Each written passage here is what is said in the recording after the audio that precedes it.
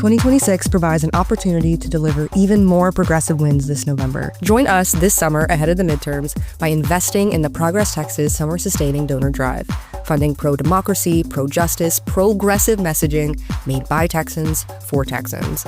At Progress Texas, we're asking our supporters to become monthly donors, and for those already on the team, to increase their monthly support.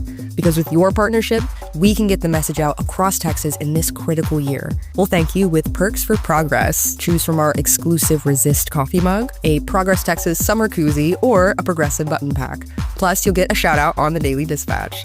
Thanks in advance for doing your part to build the progressive Texas we all want to live in today. My name is Blake Rocap, and I'm the Legislative Counsel at Avow and the Legal Director at Jane's Due Process. I like working with Progress Texas. I can always count on them to get out the progressive, values-based message that all of our allied organizations fighting on all sorts of different issues are pushing.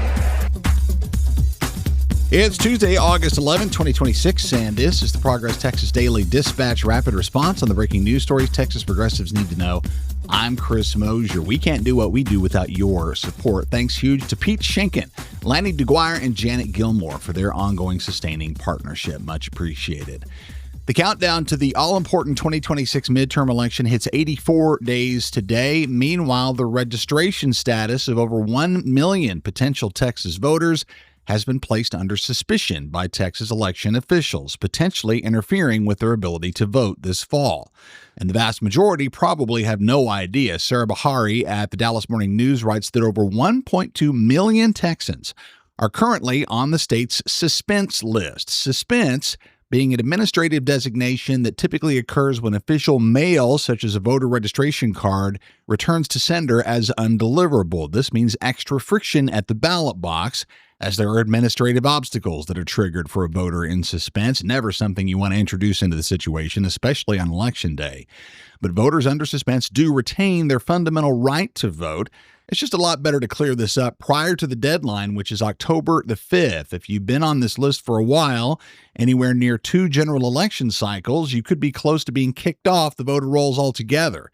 There's a link in Sarah's article on Dallas Morning News in the show notes where you can check your status. If you see the word suspense, all of this means you, and you need to handle it quickly.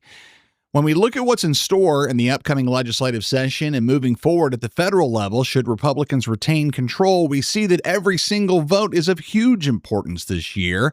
Yet another piece of great work from Sarah Bahari at the Dallas Morning News details what Republicans who have made trashing people of the Muslim faith a central component of their campaign talking points lately have in mind for those Texans should they win those elections. The development of an extraordinarily hostile Republican legislative agenda targeting the state's Muslim population is well underway, set to strain the limits surrounding religious liberty and constitutional protections. Proposals floated at a recent True Texas Project conference included outright bans on halal food sales in Texas, restrictions on the wearing of hijabs in Texas public schools, and efforts to redefine Islam wholesale as a political ideology rather than a religious faith in order to chip away at the First Amendment rights of Texas Muslims. Republicans have already openly declared their hostility towards anything remotely associated with Islam, and these legislative proposals are equally unhinged. While the Texas GOP intends to undermine fundamental religious freedoms and stoke Islamophobia to their short-term benefit,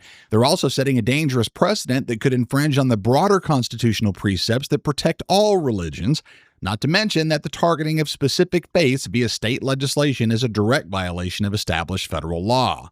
One example of a Republican elected official whom defenders of the religious liberties of Texas's Muslim community should be aware is Congresswoman Beth Van Dyne, who, as mayor of Irving, made a lot of fans among haters of Islam by pushing a conspiracy theory that a voluntary, non-binding Islamic mediation panel was attempting to establish an illegal Sharia law court to bypass American jurisdiction.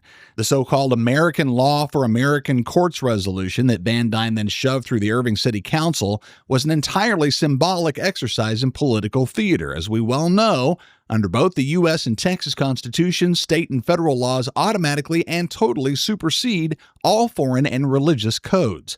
It is already legally impossible for any judge or private tribunal to enforce Sharia law in an American courtroom. Van Dyne's resolution changed no laws, solved no real problems, and offered zero practical governance. It was an entirely self-serving, expensive, and divisive hate campaign performed mainly to raise campaign funds on the Islamophobic paranoia that's become pervasive in North Texas. It's hard to picture any defender of religious freedom in America voting for or associating with Congresswoman Beth Van Dyne in any way. Ken Paxton's got big plans, too, if he wins his run for Senate, and for most of us, those plans would spell disaster. The ever-electrifying Evan Mintz at the Houston Chronicle explains that Paxton's economic plan for his U.S. Senate campaign, which he's calling the Texas Promise Agenda, centers on new federal tax deductions for out-of-pocket medical bills, healthy lifestyle expenses, and home down payments, all of which sounds okay on the surface, but fails on substance. 90% claim the standard deduction, which you might think of as an easy, free $15,000 discount coupon on our federal taxes, no questions asked. To get a bigger discount, you'd have to save every single receipt all year to prove you spent more than $15,000 on stuff like home loans or big doctor bills. And since 9 out of 10 families don't spend that much on those things, taking the standard deduction is a no-brainer. So only that other wealthier 10% would have a likely opportunity to benefit from Paxton's itemized tax breaks. And those who do try to go that way will face burdensome paperwork and hassle, in many cases just to duplicate existing tax benefits like HSAs. And experts crunching Ken's numbers say that his plan to subsidize demand for housing and health care without expanding the supply of either would add momentum to already problematic inflation. Prices would go up, not down.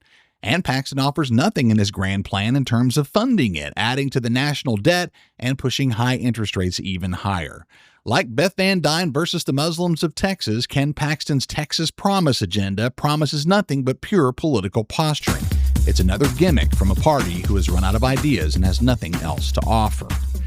A whole lot of live stuff happening this week. First, today in San Antonio, Latino Victory Fund Texas PAC is launching Latinas for Gina Hinojosa to support the Democratic nominee's bid to become the first Latina governor of Texas. This is a brand new statewide coalition aiming to mobilize voters and build lasting political power. There's an official press conference happening this morning, Tuesday the 11th at 11 a.m. at the Communications Workers of America Hall in San Antonio, and a big live launch rally is on for tonight at Woodlawn Theater, 6:30 to 8:30 p.m. We'll be out to capture the rally tonight, so watch this feed for that later this week.